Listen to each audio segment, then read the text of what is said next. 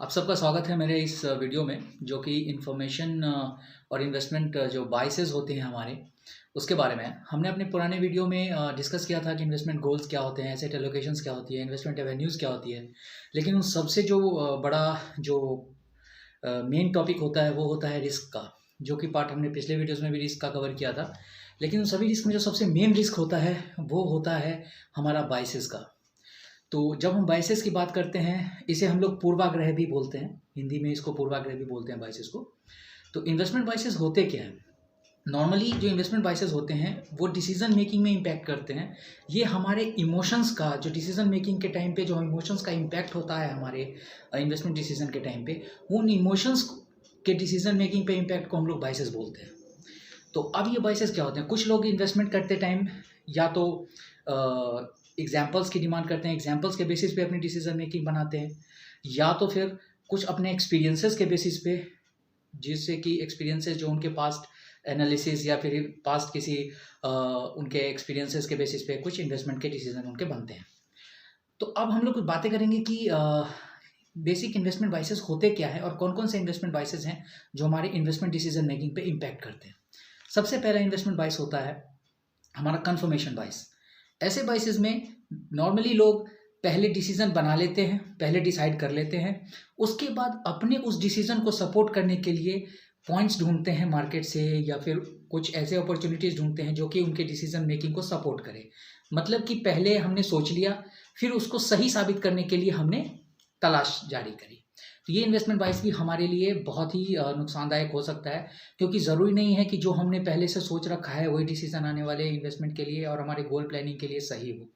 जो दूसरी इन्वेस्टमेंट बायस होती है वो होती है फेमिलैरिटी बायस। फेमिलैरिटी बायस के का मतलब ये होता है कि हम ऐसी जगह पे इन्वेस्टमेंट का डिसीजन लेते हैं जो कि हमारे लिए फेमिलियर होता है। मोस्टली हमने देखा होगा कि बहुत लोग शुरू से ही बैंक की एफडीज में इन्वेस्टमेंट करते आए हैं। तो आज भी कुछ इन्वेस्टर्स ऐसे हैं, कुछ लोग ऐसे हैं जो सिर्फ बैंक की एफडी या फिर पोस्ट ऑफिस के स्कीम्स में ही इन्वेस्टमेंट करना बहुत सेफ समझते हैं और बहुत सही अपॉर्चुनिटी समझते हैं। अभी भी पुराने लोग जो एनपीएस में या फिर जो गवर्नमेंट की स्कीम्स आती थी सालों पहले, उन्हीं में इन्वेस्टमेंट करना उनको सही और बिल्कुल प्रॉफिट मेकिंग लगता है, और आज भी वो उन्हीं में इन्वेस्टमेंट करना चाहते हैं। तो एक फेमिलियरिटी बेस हो जाती है जहाँ की हम अपॉर्चुनिटीज़ को मिस कर जाते हैं। अदर भी अपॉर्चुनिटीज़ हमारे पास आती हैं इन्वेस्टमेंट की, जहाँ पे हम अच्छे रिटर्न्स और अपनी गोल प्लानिंग कर सकते हैं, जहाँ कि हम उसकी अपॉर्चुनिटी का फ़ायदा नहीं उठा पाते हैं। तो ये हमारी फेमिलियरिटी बायस की वजह से डिसीजन मेकिंग में जो एक ड्रॉबैक आ जाता है। अब जो तीसरा होता है वो होता है हर्ड मेंटेलिटी। हर्ड मेंटेलिटी कहते हैं कि जो मैन होता है, जो पर्सन है, वो एक सोशल एनिमल है। जो ह्यूमन बीइंग है एक सोशल एनिमल है, वो समाज में रहता है, लोगों के बीच रहता है, अपने दोस्त, अपने यार दोस्त, अपने फैमिली फ्रेंड्स, इनकी बातें सुनता है और इन्हीं के डिसीजन मेकिंग पे अपना एक डिसीजन, एक परसेप्शन बना लेता है। अगर उनके दोस्त कहीं एफडी में इन्वेस्टमेंट कर रहे हैं तो वो एफडी में करेगा। कुछ लोग अगर कह रहे हैं कि यार रियल एस्टेट अच्छा है तो रियल एस्टेट में इन्वेस्टमेंट कर रहे हैं। कुछ लोग कहेंगे कि यार म्यूचुअल फंड अच्छा है तो म्यूचुअल फंड में कर रहे हैं। उनकी अपनी कोई परसेप्शन नहीं होती, अपनी कोई रिक्वायरमेंट ऐसी नहीं होती और अपना कुछ कैलकुलेशन या कुछ एनालिसिस या कुछ रिसर्च ऐसा कुछ नहीं होता। वो बस दूसरों के कहने पे चलते हैं, जो कि बाइस बहुत ही डिस्टर्बिंग है हमारे इन्वेस्टमेंट प्लानिंग के लिए। जो फोर्थ होती है उसको हम लोग कहते हैं रिसेंसी बायस। रिसेंसी बायस का मतलब होता है कि हम अपनी इन्वेस्टमेंट डिसीजन ऐसे पॉइंट्स के साथ बनाते हैं, ऐसे इवेंट्स के साथ बनाते हैं जो रिसेंट में कुछ घटनाएं घटी है। एग्जाम्पल के तौर पे समझते हैं कि अगर आज के दौर पे अगर मार्केट क्रैश कर गया, अगर इक्विटी ने बहुत ही बुरा रिटर्न दिया, मार्केट बिल्कुल डूब गई, तो हमने क्या किया? हमने किया कि अपने सारे इन्वेस्टमेंट मार्केट से निकाल करके सीधा एफडीज में डालने लगे, बैंक में डालने लगे और सिर्फ बॉन्ड्स में डालने लगे। हमने कहा कि भाई मार्केट में बिल्कुल इन्वेस्ट नहीं करेंगे, मार्केट बिल्कुल टूट जाती है, डूब जाएगी।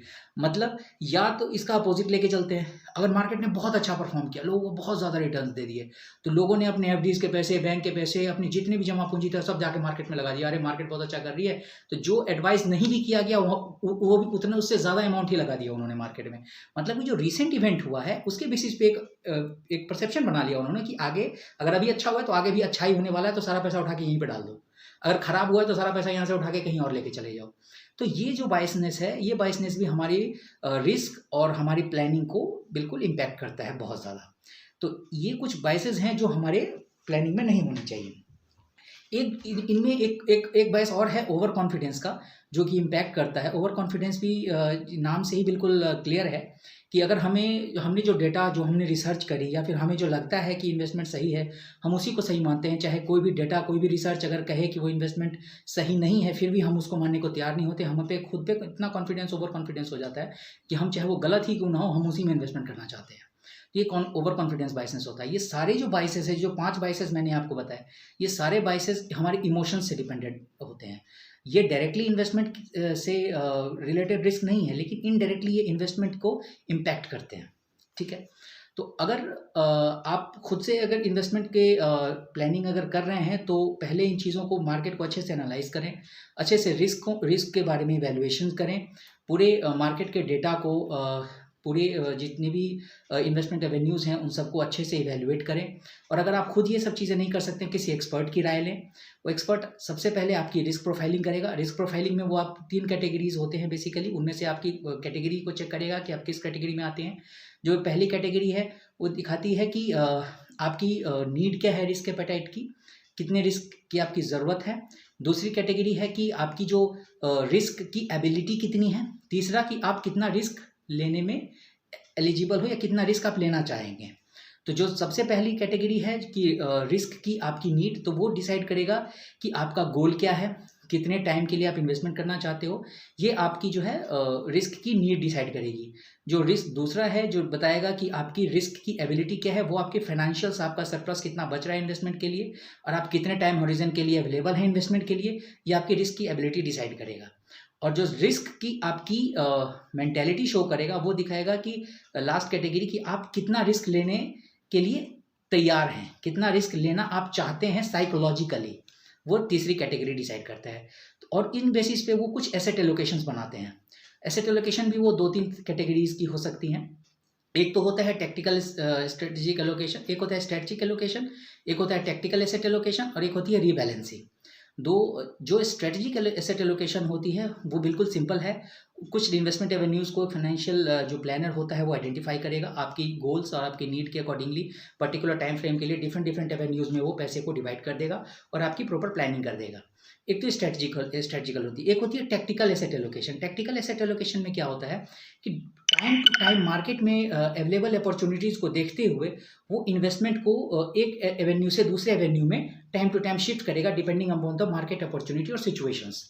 जो तीसरी होती है एसेट एलोकेशन की टैक्टिक्स, वो होती है रीबैलेंसिंग। रीबैलेंसिंग में क्या होता है, रीबैलेंसिंग को हम एक एग्जांपल से समझते हैं कि अगर किसी 2 एसेट कैटेगरी में किसी फाइनेंशियल प्लानर में इन्वेस्ट करी, मान लीजिए एक एसेट कैटेगरी ए है, एक एसेट कैटेगरी बी है। 100 रुपये हमने ए में डाला, 100 रुपये हमने बी में डाला, और हमें उन दोनों का प्रोपोर्शन 50-50 रखना है। मीन्स 100 इसमें मेंटेन रखना है, 100 इसमें मेंटेन रखना है। तो मार्केट में कुछ ऐसे चेंजेस आए जिसकी वजह से कि एसेट कैटेगरी ए में 10% का मुनाफा हुआ और एसेट कैटेगरी बी में 10 रुपये का नुकसान हुआ। तो ये 100 रुपये हमारे 110 रुपये हो गए, और जो एसेट कैटेगरी बी में जो 100 थे वो 90 रुपये हो गए। लेकिन रीबैलेंसिंग एसेट एलोकेशन ये कहती है कि हमें इसको बराबर लेके चलना है। तो फंड मैनेजर क्या करेगा, जो 110 हो गए उसमें से 10 के माल को बेच देगा, और इसमें से 10 रुपये के माल को खरीद करके इसको वापस 100 बना देगा और इसको भी 100 बना देगा, और ओवरऑल ये इसको इक्वल में 50-50 लेकर के चलेगा। तो ये होती है रीबैलेंसिंग। ये टाइम टू टाइम मार्केट के प्रॉफिट एंड लॉसेस को और जो भी उनके रिटर्न्स आते हैं उसको रीबैलेंस करते हुए पोर्टफोलियो को मेंटेन करके चलते हैं। तो ये कुछ 3 कैटेगरीज होती हैं। इसीलिए सजेस्टिव है कि आप जब भी इन्वेस्टमेंट की प्लानिंग करें, अगर आप खुद से प्लानिंग कर रहे हैं तो इन जो भी बायसेस मैंने अभी डिस्कस करे, इन 5 बायसेस से बिल्कुल अपने आप को बचा करके इन्वेस्टमेंट करें। और अगर आप खुद इनसे प्लानिंग नहीं कर रहे हैं तो किसी एक्सपर्ट की सलाह लें और डिफरेंट रिस्क प्रोफाइलिंग करवाने के बाद ही सही डिसीजन लेके इन्वेस्टमेंट अपनी करें। और अगर आपको ये वीडियो अच्छा लगा हो तो लाइक और सब्सक्राइब ज़रूर करें, और हमारे पिछले वीडियोस को देखने के लिए डिस्क्रिप्शन में लिंक दिया गया है, उस पर क्लिक करके आप हमारे पुराने वीडियोस भी देख सकते हैं। Thank you.